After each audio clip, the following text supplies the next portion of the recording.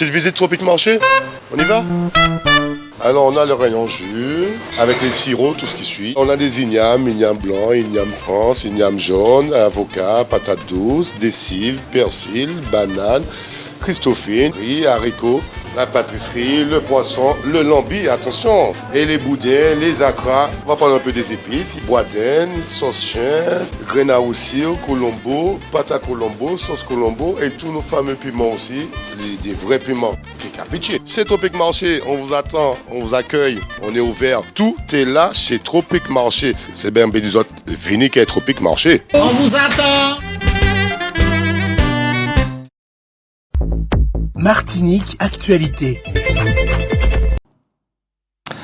N'oubliez pas que c'est demain soir que se joue à l'Atrium Les Noces de Figaro, un opéra de Mozart mis en scène par le jeune martiniquais Hervé-Claude Hilline, qui a commencé sa carrière en étant élève au CERMAC, une bien belle réussite. Notez également que vendredi, mais aussi samedi, le conteur Joby Bernabé et le jazzman Eric Ildefonse se produisent au restaurant L'Arobase, un bon moment en perspective. Hier, mercredi, les bénévoles de la protection civile ont formé au premier geste de secours 9 personnes. Rappelons que la protection civile en Martinique, c'est 200 bénévoles qui ont la réputation d'intervenir avec efficacité, même à l'extérieur, quand un pays voisin est touché par une catastrophe naturelle. La rectrice de l'académie et la directrice de l'agence régionale de santé se sont rendues hier au lycée Joseph Gaillard pour se rendre compte des dispositions mises en place pour accueillir les élèves porteurs d'un handicap au sens large du mot. On estime à environ 2000 le nombre de ces élèves dans l'académie. Anne Bruyant-Bisson, directrice générale de l'agence régionale de santé, l'ARS, a organisé ce matin, jeudi, une réunion de présentation du classement de la qualité des eaux de baignade. Un moment d'échange avec les acteurs de terrain afin de présenter le bilan 2022, le système de classement, le dispositif du contrôle sanitaire, ainsi que les premiers résultats d'analyse du contrôle. Une pilule du nom d'Ozempic est vantée pour ses vertus minceurs sur TikTok, 500 millions de vues. Un usage détourné puisque l'Ozempic est un traitement du diabète de type 2. Les effets secondaires de cette pilule peuvent être graves. Les effets secondaires de l'Ozempic peuvent être graves comme des pancréatiques aigus qui peuvent survenir même à dose faible, des troubles biliaires, de rares cas de constipation sévère qui peuvent conduire à l'obstruction intestinale. Quand le traitement est pris plusieurs années, il y a un risque accru de cancer de la thyroïde. La campagne sucrière a débuté le jeudi 23 dernier au Galion. Le tonnage prévu cette année, c'est 37 000 tonnes, très insuffisant pour une structure qui peut en traiter 60 000, mais un peu mieux que l'an dernier. Par ailleurs, cette année, à cause de la sécheresse, la canne pourrait être plus sucrée.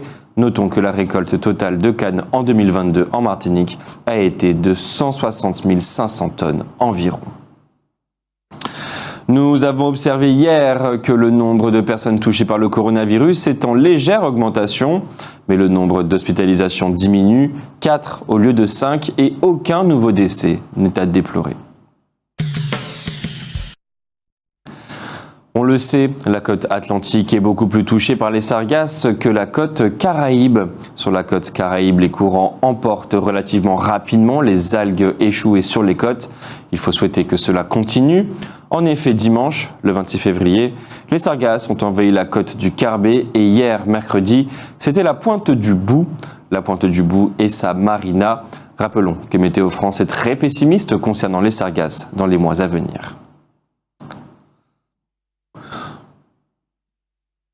Hier, c'est une maison des syndicats qui paraissait trop petite pour accueillir les délégués de la CSTM venus de toutes les communes de Martinique pour participer à l'Assemblée générale de leur syndicat.